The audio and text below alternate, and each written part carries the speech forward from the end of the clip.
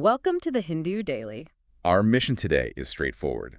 We're diving into today's key sources, extracted from the editorial, opinion, science, text and context, and business pages, to give you the context and deep insight needed to understand the headlines shaping the world right now. We have a packed dive today, covering everything from some pretty controversial Supreme Court reversals all the way to the global scramble for AI memory chips. It's a fascinating mix of material. It really shows how quickly policy decisions and technological shifts can ripple across global systems. So where should we start? Let's start at the foundational level. There's a worrying development in environmental law from the editorial section. Right. We begin with Article 1, Environmental Clearances. Law yields to Fait Accompli. This is about a Supreme Court decision, a 2-to-1 majority from November 18th. That's the one. In the case of CDI versus Vanashakti. And this is a major reversal, isn't it? The court Yeah. basically recalled its own earlier landmark judgment. It did. The original judgment had unequivocally declared ex post facto environmental clearances, or EC, to be illegal. Period. So you couldn't get permission for a project after you'd already started building it. Precisely. The original judgment, which Justice A.S. Oka authored, was built on the precautionary principle. Okay. Its lineage goes all the way back to the 1972 Stockholm Conference. And the principle is simple. An EC is not just some checkbox you tick after the fact. It's meant to be a central pillar of prevention. Exactly. It requires expert appraisal, public hearings. All of that needs to happen before the shovel even hits the dirt. The whole point was to prevent irreversible harm. So if the original principle was so clear prevention, how on earth did the majority justify allowing retrospective clearances? Essentially giving permission for something that was illegally started. Well, the majority, and this is citing then Chief Justice Gavai, used the concept of fait accompli, the accomplished fact. The accomplished fact. Their argument was pragmatic, you could say. They argued that if they deny these retrospective clearances now, they'd have to force authorities to halt or even tear down massive, already completed projects. And that would undermine public welfare, waste resources, that kind of thing. That's the logic. But it sounds deeply problematic. It does. If the illegal act of starting construction without a clearance is used as the very reason to grant the clearance later, you've created a perverse incentive. You're essentially accommodating the violation because the violation is now too large to punish. It's a perfect circle. Exactly. The critique highlighted in the source material is that this is wholly circular logic. It just shifts the goalposts from compliance in principle to, simple expediency. And there was the dissent. A very powerful one from Justice Ujjal Bhuyan. He noted that allowing this means non-compliance becomes the argument for its own validation. So why bother following the rules at all? Why bother? If the consequence of breaking them is just paying a fine and getting the clearance anyway, this dramatically weakens accountability for every single project proponent out there. The implications are, well, they're alarming. Sticking with this theme of governance failure, let's move to Article 2. Climate extremes expose false urban prosperity. This shifts our focus to how we measure city resilience. Right, and this article critiques some of the major global urban indices. We're talking about things like the UN Habitat City Prosperity Index, the Global Livability Index. The big names. The big names.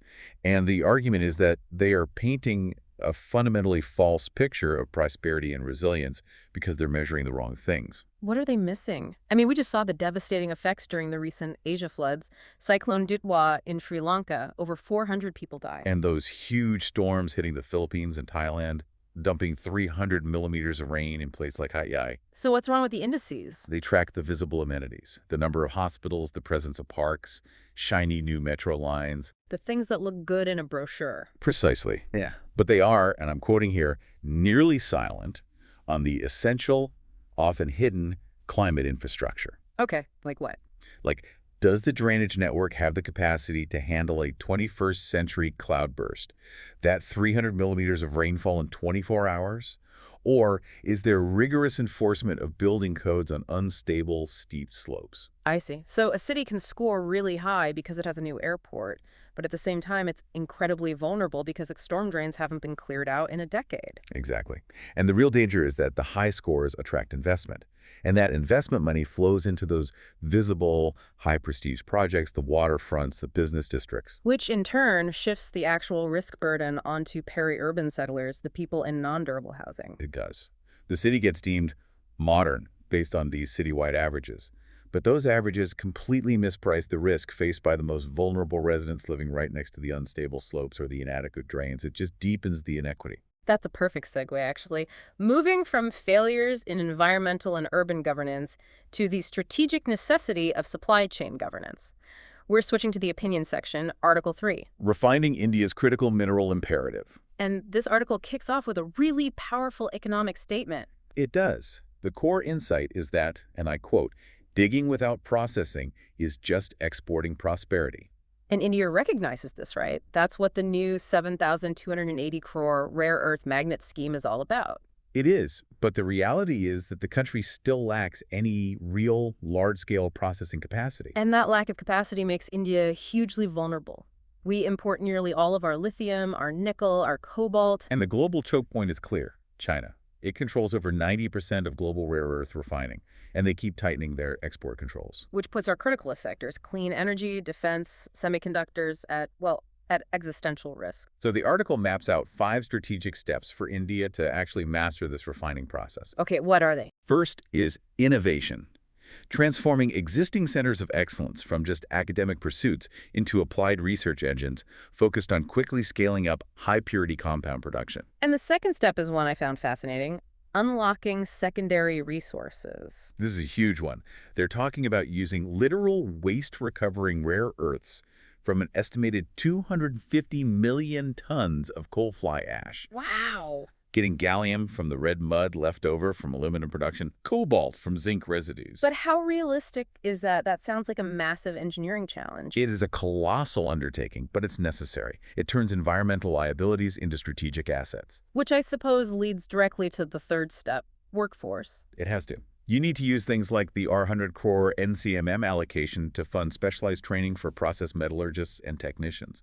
Because if you can't run the complex chemical plants, the whole strategy falls apart. Then we get to de-risk investment, which sounds more like a policy move. It is. It means using demand assurance models. The U.S. Department of Defense does this with domestic suppliers to guarantee a market. You mandate domestic sourcing for crucial sectors like defense and pharma. So you create the stability that private capital needs to actually build the refineries. Exactly. And the final piece is mineral diplomacy. This means shifting the goal from just acquiring a raw ore overseas to establishing co-investment and co-processing alliances for critical mineral parks. It's about ensuring India is known for high-quality, consistent refining, not just digging up rocks. Mastering that refining step is what transitions a country from being a simple raw material supplier to a powerful player in the global technology chain. Let's move on to the science section now. Article 4 is called Microbial Helix, Efficient Navigation in Noisy Space.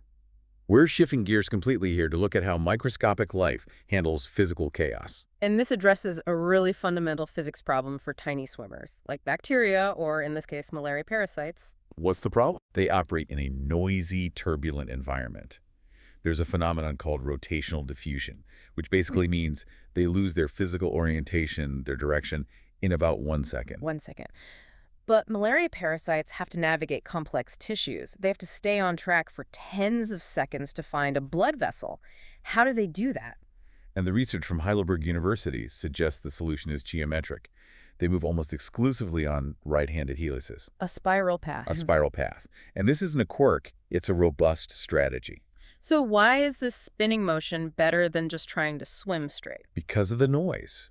The researchers built a very sophisticated 3D mathematical model of what they call a chiral active particle. But importantly, they didn't just model simple white noise. What's white noise? Think of it as completely unpredictable, moment-to-moment fluctuation. Instead, they used something called the Ornstein-Uhlenbeck process to model colored noise. Colored noise. Can you give us an analogy for that? Sure. Imagine white noise is like a tiny boat being hit by random, separate little waves constantly. Colored noise is more like riding a slow, powerful swell that has some internal predictable structure. It's correlated noise, like the parasite's own internal motor fluctuations. Okay, I see. By using a helical path, the parasite effectively averages out these internal fluctuations over time. And that's the aha moment. That's it. The finding is completely counterintuitive. Mm-hmm. In a noisy 3D environment, the helical path, given enough time, turns out to be straighter than a straight line when you compare it to a non-looping straight path. So the rotation lets it travel a larger net distance before its directionality just collapses. Yes, it is evolution optimizing for robustness. And get this, the pitch and radius of the helix they found in the actual parasites, 13 micrometers pitch, 3 micrometers radius. Hmm. It perfectly matches the optimal geometric solution that was derived by their mathematical model. Wow. And this is critical not just for biology, but for engineering. If we're designing artificial micro and nanobots for, say, drug delivery, we now know that engineering a rotational helical component into their movement will dramatically improve how they navigate complex biological tissues. From the microscopic, we jump to the massive aviation safety as we enter the text and context section. Let's start with Article 5. A320 flight control upset, the global ELC software mandate. This is a really serious aviation incident.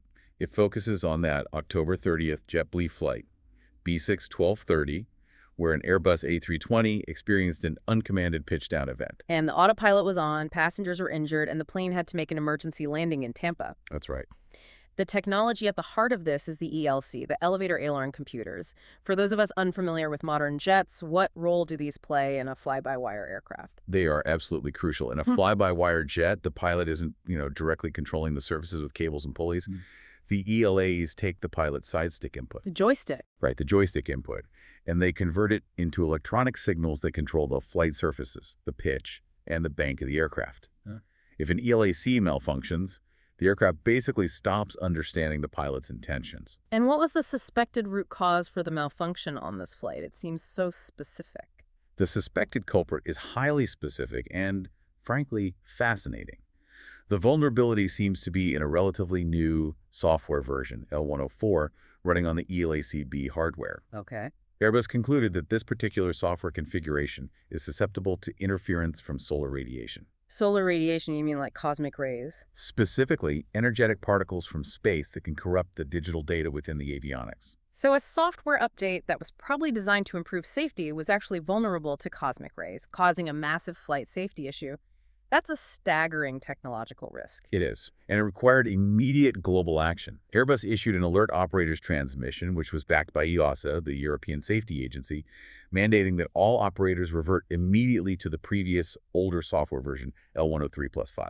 And this affected how many planes? An estimated 6,000 aircraft worldwide. We should note India's prompt action on this. The DGCA directed Indigo, Air India, and Air India Express, who fly hundreds of these A320s, to comply immediately. And despite the logistical challenge of updating avionics on so many planes, getting the necessary data loaders for older aircraft, and so on, the work was reportedly completed very quickly with minimal disruption to schedules. That efficiency in a global safety mandate is really noteworthy. It truly is. Yeah. It just underscores the urgency when a fundamental safety system is compromised by something as inescapable as solar radiation. Staying in the air, Article 6 focuses on volcanic ash plumes, aviation safety, and regulatory action. This followed the eruption of Ethiopia's Helix volcano. An eruption for the first time in 12,000 years. And the ash plume was gigantic. It reached 14 kilometers high, crossed the Red Sea, and eventually reached India's western borders. Right, at altitudes commonly used by cruising commercial jets between 15,000 to 25,000 feet. It spread over Rajasthan, Gujarat, and even the Delhi NCR. Can you explain exactly why volcanic ash is so destructive to a jet engine? It's not just like flying through dirty air, is it? No, it is far, far worse. Modern jet engines run extremely hot. We're talking about temperatures around 1,600 degrees Celsius. Okay. Volcanic ash contains silicates, which is basically powdered glass. When these silicates enter the hot section of the engine, they melt. And then what? Then they re-solidify as glassy ceramic deposits on the turbine blades. This is the critical part. They block the tiny cooling holes that prevent the engine from overheating. So it chokes the airflow and can lead to rapid power loss or even a catastrophic engine shutdown. Exactly. And this danger is what prompted the DGCA advisory, urging airlines to avoid those affected altitudes and ordering airports to check runways for contamination. This risk is not hypothetical, is it? Far from it. We have historical precedents that really define the severity of this risk. In 1982, a British Airways 747 flew through ash for Mount Gulingam. I remember hearing about this. and all 4 engines failed. The crew had to descend 25,000 feet before they were able to get them restarted. Unbelievable. And then there was the 1989 KLM 747 incident. Yeah. Again, all 4 engines shut down at 24,000 feet. They landed safely, but the 4 engines, worth $80 million, had to be entirely scrapped because of irreparable glass damage. The DGCA advisory was absolutely necessary. From high-tech hazards, let's pivot sharply to deep philosophy with Article 7, Ambedkar, Philosopher, the Social Margins. This centers on a book by Professor Valerian Rodriguez. Right, and the article argues that Rodriguez's goal is to reframe Ambedkar's thought, How so? to elevate Ambedkar beyond a figure of, mere political appropriation, which often happens in current political outreach efforts, and to firmly establish him as a deep philosopher and a comprehensive thinker. So what does this philosophical core actually look like? Well, Rodriguez synthesizes Ambedkar's vast works to show his views on democracy, on nationalism, on representation, and that they were all underpinned by a profound moral view of human nature. And on nationalism specifically. Ambedkar insisted it was inseparable from justice and fraternity. It couldn't be based on essentialized identity markers. And crucially, he warned that without a robust institutional architecture for representation, electoral democracy would inevitably degenerate into brute majoritarianism. And the article connects this back to his foundational concerns about the political system being inherently stacked against certain groups. It does. Rodriguez recalls Ambedkar's initial demand for separate electorates, for untouchables, during the Second Roundtable Conference. Right. He was afraid, a fear that was tragically borne out by the 1937 elections, that if they operated within a common electorate, caste Hindus would just hijack the reserved constituencies. Rendering effective Dalit representation impossible, he saw the system as rigged. He did. And that brings us to the present political context. The article contrasts the focus on symbolic gestures we sometimes see, like cleaning toilets or touching feet, with Ambedkar's unwavering demand for structural change. And that contrast is the key takeaway here. I think so. Symbolic acts treat caste as only a social problem, something internal to Hinduism that can be reformed through gestures. Ambedkar's conversion to Buddhism, which is discussed in the text, it underscores his conviction that real emancipation required structural separation and institutional change. A demand for structural change that, the article suggests, is often overlooked today in favor of more easily digestible symbolism. Precisely. All right, finally, we jump over to the business section for Article 8. AI's voracious demand ignites global memory crisis. This feels like a significant macroeconomic risk that's affecting sectors far beyond Silicon Valley. It is an acute and immediate global shortage. It's affecting DRAM, HBM, flash chips, all of it. And it's driven entirely by the overwhelming demand from generative AI models. With the result that prices have, doubled? In certain segments, yes, doubled just since February. We're seeing a classic dual bind here. How did this crisis develop so quickly? It's down to a technological shift and manufacturing constraints. AI relies heavily on high bandwidth memory, or HBM. Which is much more complex and expensive than the standard DRAM in our phones or PCs. Far more complex. So memory makers like Samsung and SK Hynix shifted their production capacity to making the higher margin HBM for their major AI clients, NVIDIA, Google, and the like. And that choked the supply lines for traditional markets. Exactly. So the production line for your standard memory chip is now making the specialized memory chip for AI servers, causing scarcity across the board. But wasn't demand for PCs and phones supposed to be slowing down? That was the expectation, but traditional demand unexpectedly surged at the same time, only to find that inventory was critically low. We're talking just 2 to 4 weeks of supply by October. And this is now fueling inflationary pressure. And it's threatening to slow down AI productivity gains. That's a real problem. The panic seems real. We're hearing that tech giants, Google, Microsoft, ByteDance, are effectively begging for supply, placing open-ended orders regardless of price. And this scarcity is locked in for years. SK Hynix is already sold out through 2026. The new conventional chip factories, needed to ease this supply crunch, won't even come online until late 2027 or 2028. That long construction lead time guarantees that high prices and this intense global competition for components will continue. Absolutely. And it benefits those who successfully hoarded supply earlier. This memory crunch is arguably the biggest physical governor on the speed of global AI expansion right now. That brings us to the end of our dive today. It's impossible to look at these sources without recognizing a common thread. This tension between fast-moving technological or economic momentum and the slow, often failing mechanisms of governance. We saw the judiciary struggle to contain unlawful development in Article 1 and the global economy struggling to keep pace with AI demand in Article 8.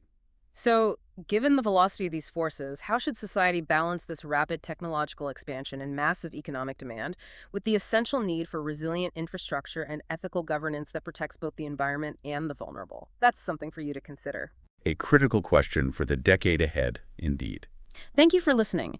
If you want to provide suggestions, please contact on the Twitter handle given in the episode description. As always, we are eager to hear what our listeners want to be informed about. We wish you a great day.